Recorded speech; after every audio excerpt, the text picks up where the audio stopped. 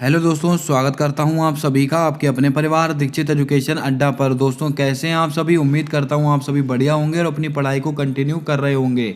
एक बार फिर हाजिर हो चुका हूं लेकर आप सभी के लिए एसएससी जीडी की परीक्षा का ब्रह्मास्त्र।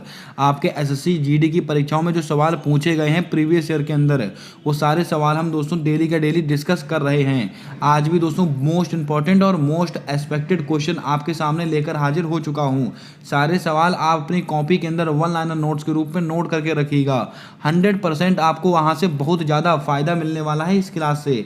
आइए शुरू करते हैं आज की क्लास। देखते हैं अपने सारे महत्वपूर्ण सवाल जो किसी ना किसी एसएससी की परीक्षा में पूछे गए हैं। हमारा पहला सवाल पूछा गया है कि शांति निकेतन की स्थापना रविंद्रनाथ टैगोर जी ने कब की थी। 1897 में, 1901 में, 1902 में, 1903 में।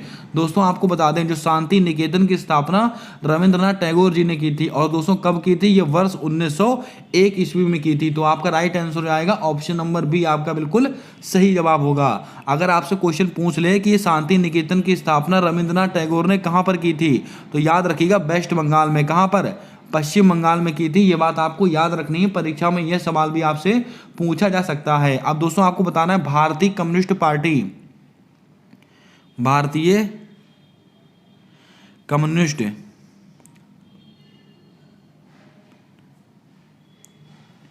कम्युनिस्ट पार्टी, भारतीय कम्युनिस्ट पार्टी, इसकी स्थापना दोस्तों किसके द्वारा की गई थी। तो दोस्तों आपको याद होगा मानवेंद्र नाथ रॉय, मानवेंद्र नाथ रॉय, इनका पूरा नाम आप नोट करके रखिएगा, मानवेंद्र नाथ रॉय ने की थी। बहुत ही महत्वपूर्ण सवाल है, परीक्षा में कई बार आया हुआ क्वेश्चन है। आइए चलते हैं अगले क्वेश्चन की ओर। अगला सवाल हमसे पूछा गया है कि श्री रामचंद्र जी को वनवास का कार्यकाल कितने समय का था। बच्चा बच्चा इसका आंसर जानता है, लेकिन आपके एसएससी में ये सवाल पूछा गया है तो बच्चा बच्चा बताएगा 14 वर्ष आपका बिल्कुल सही जवाब होगा। अगला सवाल, लोमस ऋषि की गुफा में वास करते थे। यहाँ पर दोस्तों सवाल ऐसा है कि लोमस ऋषि किस गुफा में वास करते थे।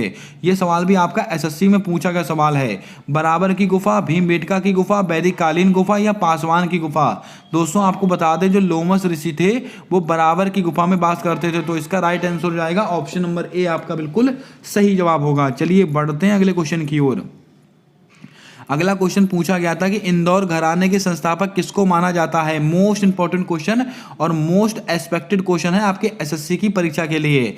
पंडित बिरजू महाराज, आमिर खान, उस्ताद अब्दुल करीम खान, उस्ताद अब्दुल वहीद खान। दोस्तों आपको बता दें जो इंदौर घराना है इसके संस्थापक माने जाते हैं आमिर खान। तो आपका राइट आंसर क्या होगा, ऑप्शन नंबर बी आपका बिल्कुल सही आंसर हो जाएगा।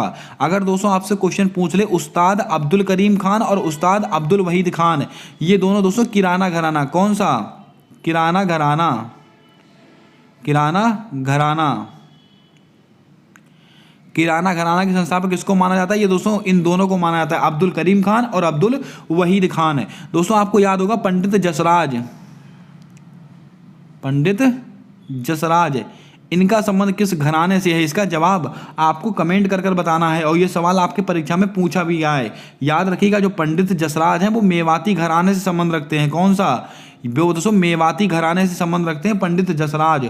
और दोस्तों पंडित भीमसेन जोशी, ये दोस्तों किराने घराने से संबंधित हैं। इनका भी नाम आप यहीं पर लिख लीजिएगा, पंडित भीमसेन जोशी, पंडित भीमसेन जोशी, इनका संबंध किससे है, ये भी किराने घराने से संबंध रखते हैं। और ये दोनों सवाल एसएससी में न जाने कितनी बार आपसे पूछे गए हैं।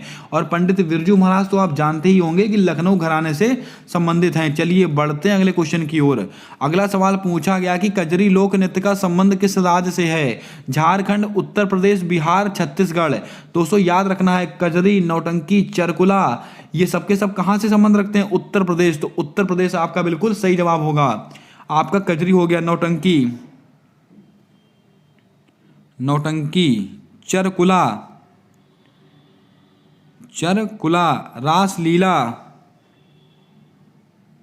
रासलीला, ये सबके सब कहाँ के हैं, ये सबके सब उत्तर प्रदेश के हैं। बिहार का दोस्तों बहुत फेमस है जट जाटिन, जट जाटिन, ये दोस्तों कहाँ का फेमस है, बिहार का फेमस है। छत्तीसगढ़ का बहुत फेमस है राउत नाचा, राउत नाचा, और दोस्तों पंथी, राउत नाचा, पंथी लोक नृत्य। और दोस्तों एक है हरेली, एक है आपका हरेली और एक दोस्तों आपका पंडवानी करके है। पंडवानी लोक नृत्य कहाँ का, ये भी छत्तीसगढ़ का है, इसको भी आप नोट करेंगे। और दोस्तों झारखंड की अगर हम बात करें तो बहुत बार परीक्षा में पूछ लिया था सरहुल। सरहुल दोस्तों कहाँ का है, ये झारखंड का है। इसका स्क्रीनशॉट आप ले सकते हैं। जितने सवाल दोस्तों बन सकते हैं सारे सवाल एक्सपेक्टेड क्वेश्चन मैं आपको बताते चल रहा हूं, इनको आप अपनी कॉपी में नोट करके रखिएगा। आइए चलते हैं अगले क्वेश्चन की ओर। दोस्तों यहां से मैं आपको देने वाला हूं बहुत ही महत्वपूर्ण जानकारी। आपकी दोस्तों जीके की समस्या का निचोड़ आपके सामने हाजिर लेकर हो चुका हूं। जी हाँ दोस्तों, अगर आपको जीके में कोई भी समस्या है, अगर आप जीके सोच रहे हैं कि कहां से पढ़ें, कितना पढ़ें, तो दोस्तों आपके लिए लेकर आ चुके हैं एसएससी की सभी परीक्षाओं के लिए ब्रह्मास्त्र वाले ई नोट्स। इसके अंदर दोस्तों आपको क्या क्या मिलेगा, बहुत ध्यानपूर्वक समझिएगा। आपका दोस्तों इसके अंदर history, polity, geography, economics, science, static, GK, ये सारा पोर्शन दोस्तों आपको यहीं पर कवर हो जाएगा। आपको दोस्तों कहीं भी भटकने की जरूरत नहीं पड़ेगी। आपको ऐसे कंटेंट यानी कि ऐसे सवाल दिए जाएंगे जो एसएससी की विभिन्न परीक्षाओं में पूछे गए हैं। एक भी फालतू का सवाल यहां पर इंक्लूड नहीं किया गया है। ये दोस्तों मात्र 130 पेजेस की पीडीएफ है। और दोस्तों इसके अंदर आपको वो सारा दोस्तों क्वेश्चन मिलने वाले हैं जो आपके एसएससी में पूछे जाते हैं या दोस्तों मोस्ट रिपीटेड क्वेश्चन है। अब दोस्तों आपको बता दें इसको आपको परचेज कैसे करना है। एक नंबर मैं आपको प्रोवाइड कर रहा हूं, उसको आप नोट कर लीजिएगा। 7078 142 717। ये दोस्तों हमारा व्हाट्सएप बिजनेस अकाउंट नंबर है। इसके ऊपर आप फोन पे, गूगल पे, पेटीएम कुछ भी चलाते हो, मात्र 50 रुपीज़, ओनली 50 रुपीज़ पे कर उसका स्क्रीनशॉट लेकर इसी व्हाट्सएप नंबर पर आप मुझे शेयर कीजिएगा। मैं आपको दोस्तों वो पीडीएफ वाले ई नोट्स प्रोवाइड कर दूंगा। आप उसका दोस्तों प्रिंट आउट निकलवा कर अपनी स्टडी टेबल पर रखिएगा। 100% जब आप एग्जाम देने जाएंगे तो आप खुद कमेंट कर बोलने वाले हैं कि हाँ इसमें से सारे क्वेश्चन पूछे गए हैं। अगर आपको जानकारी पसंद आई है तो दिल से लाइक कीजिएगा। चैनल पर पहली बार आए हो तो चैनल को सब्सक्राइब कर बेल वाला आइकन ध्यान से दबा लीजिएगा ताकि आने वाली सारी क्लासेस के अपडेट्स आप तक आसानी से पहुंचते रहें। आइए चलते हैं अगले क्वेश्चन की ओर। अगला सवाल हमसे पूछा गया है कि किताब उल हिंद किसकी पुस्तक है। बहुत बार परीक्षा में पूछी गई सवाल। अबुल फजल की है, हुसैन सांग की है, अल बरूनी की है, इब्न बतूता की है। दोस्तों आपको याद होगा किताब उल हिंद, ये पुस्तक इसके लेखक कौन है, अल बरूनी आपका बिल्कुल सही जवाब होगा। इसको आप ध्यान में रखिएगा, बहुत ही महत्वपूर्ण सवाल है। अबुल फजल इनकी एक पुस्तक है अकबरनामा।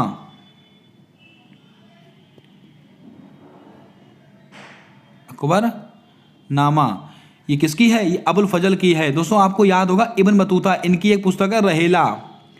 रहेला ये सवाल भी परीक्षा में न जाने कितनी बार पूछा गया है। अब दोस्तों एसएससी ने आपसे और क्या क्या पूछा है याद रखिएगा।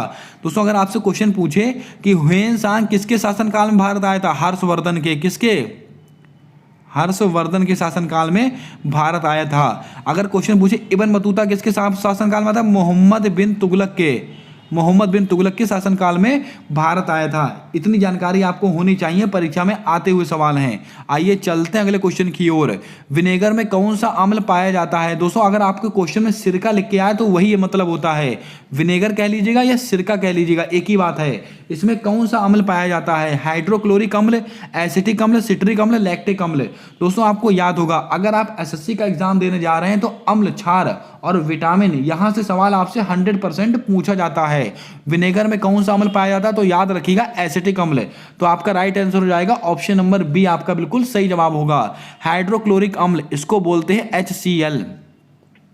दोस्तों HCl। और दोस्तों ये अम्लराज, कौन सा, अम्लराज, ये अम्लराज के नाम से भी जाना जाता है HCl, याद रखिएगा।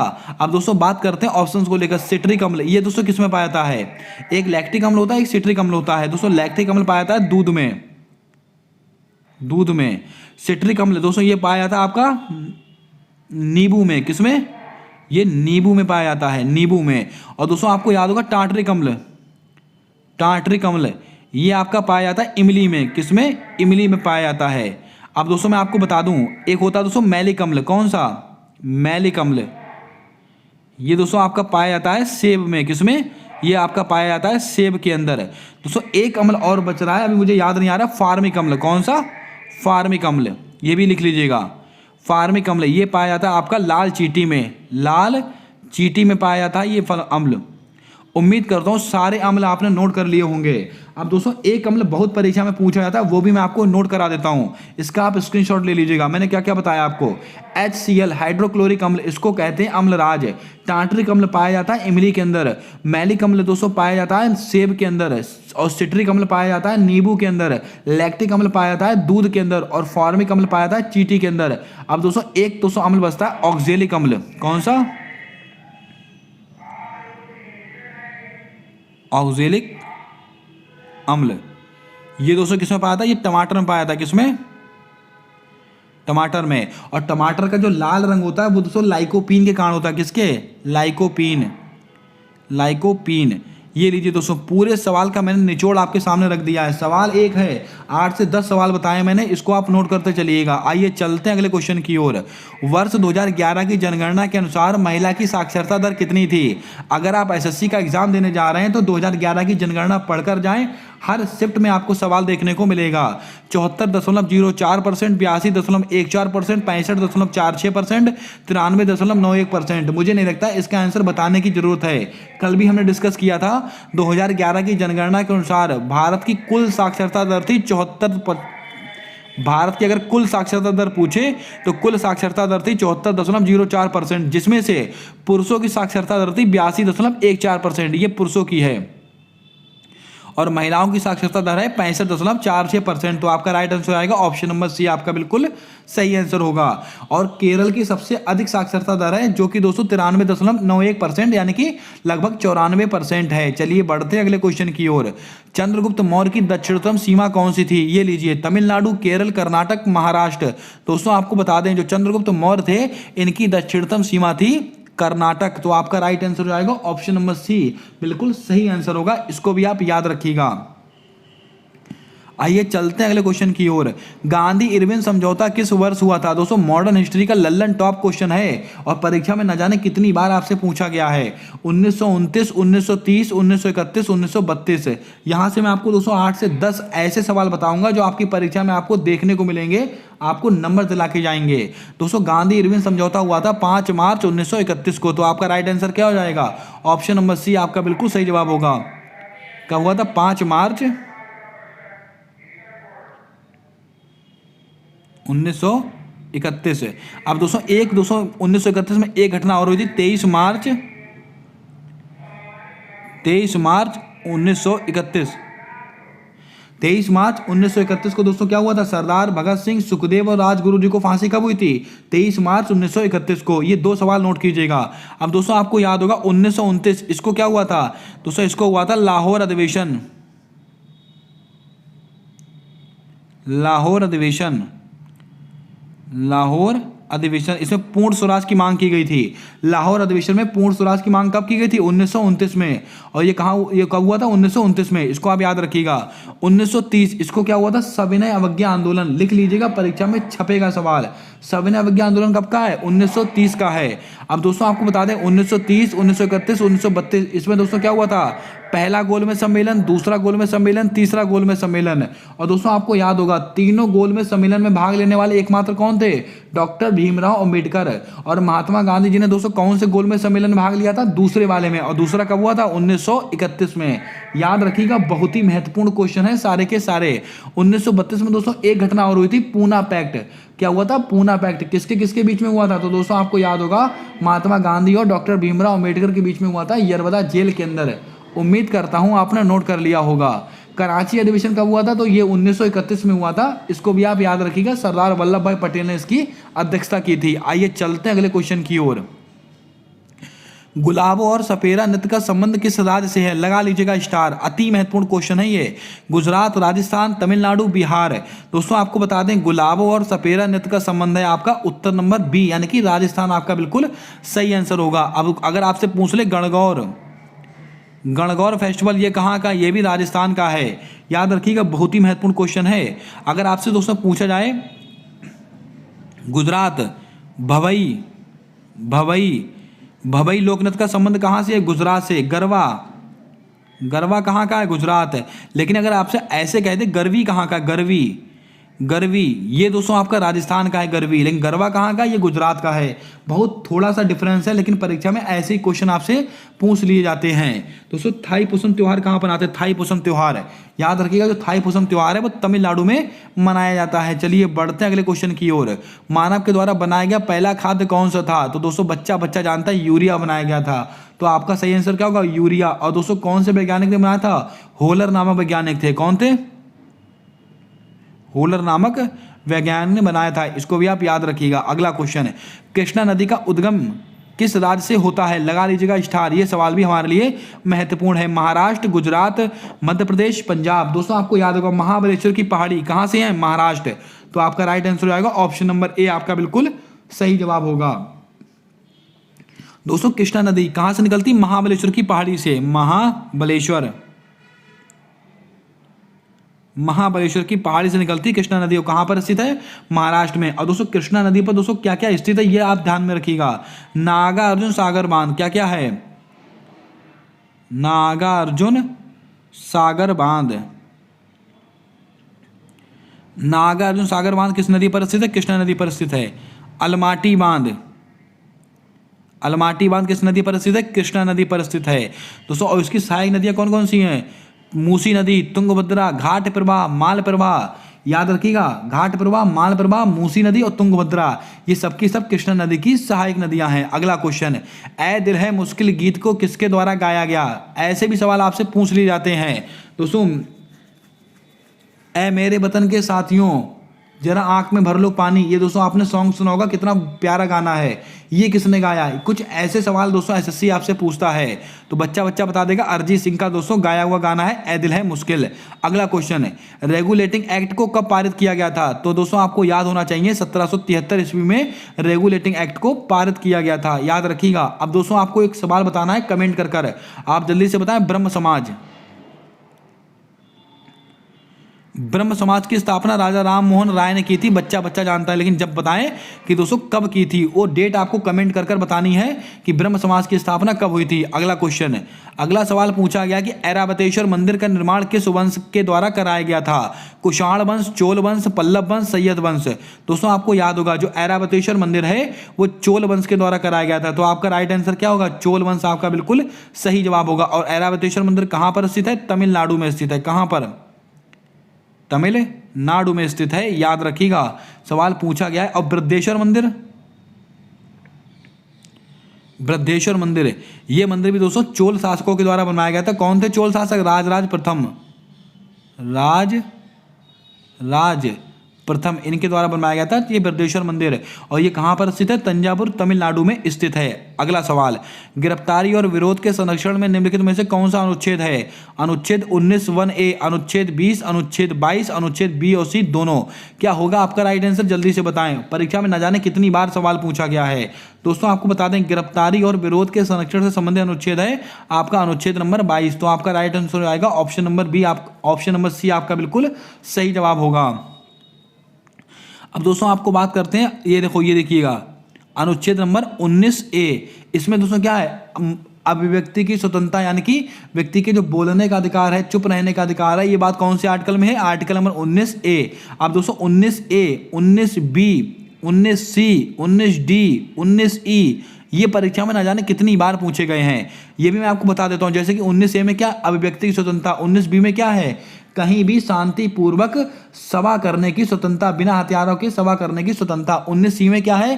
कहीं भी आने जाने की स्वतंत्रता, कहीं भी आने जाने की स्वतंत्रता। 19(d) में क्या है?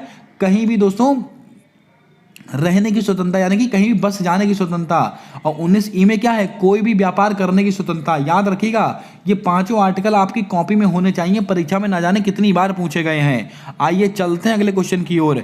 T20 पुरुष वर्ल्ड कप 2022 का विजेता कौन बना था? दोस्तों ये सवाल आपसे पूछा नहीं जाएगा, लेकिन दोस्तों ऐसा सवाल, अब दोस्तों आपको इन प्रैक्टिस सेट से कुछ सीखना है। क्या सीखना है? कि आपसे दोस्तों परीक्षा में क्या पूछा जा रहा है और करंट अफेयर में दोस्तों कैसे क्वेश्चन आते हैं। Sports current affair static GK बहुत ही महत्वपूर्ण रहता है हमारे एसएससी के एग्जाम के लिए। तो दोस्तों याद रखिएगा, पुरुष वर्ल्ड कप माफ कीजिएगा, पुरुष T20 वर्ल्ड कप 2022, इसका विजेता कौन बना था? इंग्लैंड बना था। किसको हराया था? पाकिस्तान को हराया था। अगला क्वेश्चन, छठ पूजा का संबंध निम्नलिखित में से किस राज्य से है? तो बहुत ही हलवा सवाल है, ये बिहार का है। अगला क्वेश्चन, लेक लकड़ी योजना का संबंध किस राज्य से है? तो दोस्तों मैंने आपको कल क्या कहा था कि अगर आप एसएससी का एग्जाम देने जा रहे हैं तो केंद्र सरकार की और जिस राज्य में हैं आप उस राज्य की दोस्तों योजनाएं पढ़कर जाएं, परीक्षा में छपेगा सवाल। दोस्तों आपको बता दें जो लेक लकड़ी योजना है वो दोस्तों आपका कहाँ की है? ये दोस्तों महाराष्ट्र की योजना है। कहाँ की? महाराष्ट्र की। तो महाराष्ट्र आपका बिल्कुल सही जवाब होगा। और महाराष्ट्र के वर्तमान मुख्यमंत्री कौन है? एकनाथ शिंदे।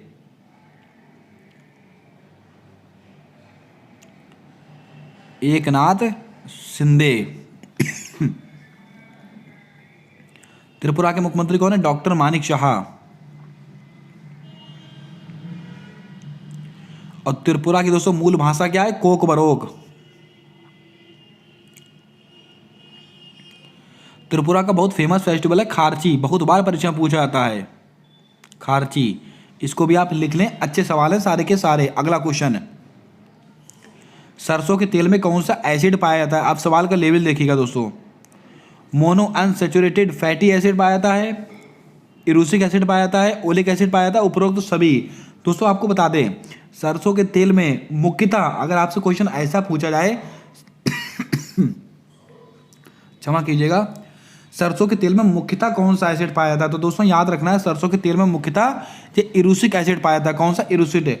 लेकिन अगर वैसे देखा जाए तो दोस्तों अगर आपका ऑप्शन के अकॉर्डिंग अगर हम देखें तो आपका दोस्तों बिल्कुल सही जवाब होगा ऑप्शन नंबर डी। ये सभी एसिड लगभग पाए जाते हैं। याद रखिएगा सवाल ये एसएससी में आपका पूछा गया सवाल है टीसीएस में, इसीलिए मैंने दोस्तों यहां पर इसको कवर किया हुआ है। आइए चलते हैं अगले क्वेश्चन की ओर। चोल काल में बेट्टी शब्द का प्रयोग किसके लिए किया जाता था? बहुत अच्छा सवाल और परीक्षा में न जाने कितनी बार आया हुआ है। तो दोस्तों चोल काल में जो बेट्टी शब्द का प्रयोग होता था वो एक प्रकार का कर होता था। क्या होता था? एक प्रकार का कर। तो आपका राइट आंसर हो जाएगा एक प्रकार का कर। आपने सुना होगा सजदा और पैबोस। सजदा और पैबोस प्रथा ये किसके द्वारा शुरू की गई थी? ये दोस्तों बलबन के द्वारा शुरू की गई। किसके? बलबन के द्वारा शुरू की गई थी। याद रखिएगा। और दोस्तों ये सजदा का मतलब क्या होता है कि कोई भी व्यक्ति घुटने के बल बैठकर राजा को दोस्तों प्रणाम करेगा, ये सजदा। और पैबोस का मतलब क्या होता था कि कोई व्यक्ति राजा के पैरों को चूमकर उसका सम्मान करेगा, ये दोस्तों पैबोस। ये प्रथा किसके द्वारा शुरू की गई थी? बलबन के द्वारा शुरू की गई थी। और एक क्वेश्चन पूछा जाता है कि रजिया सुल्तान के बाद सबसे शक्तिशाली शासक कौन बना था? ये बलबन बना था। अगला क्वेश्चन, धार्मिक स्वतंत्रता से संबंधित अनुच्छेद कौन सा है? तो दोस्तों बताने की जरूरत नहीं है। आर्टिकल नंबर 25, 26, 27 यानी कि आर्टिकल 25 से 28 इसके बीच में होती है धार्मिक स्वतंत्रता का अधिकार। तो आपका राइट आंसर हो जाएगा ऑप्शन नंबर डी, आपका बिल्कुल सही आंसर होगा। अब जल्दी से बताएं आर्टिकल नंबर 32 इसमें किसका उल्लेख है? इसका जवाब आपको कमेंट कर कर बता देना है। चलिए बढ़ते हैं अगले क्वेश्चन की ओर। सर्वप्रथम लोकसभा का गठन कब किया गया था? 1946 में, 49 में, 52 में, 53 में।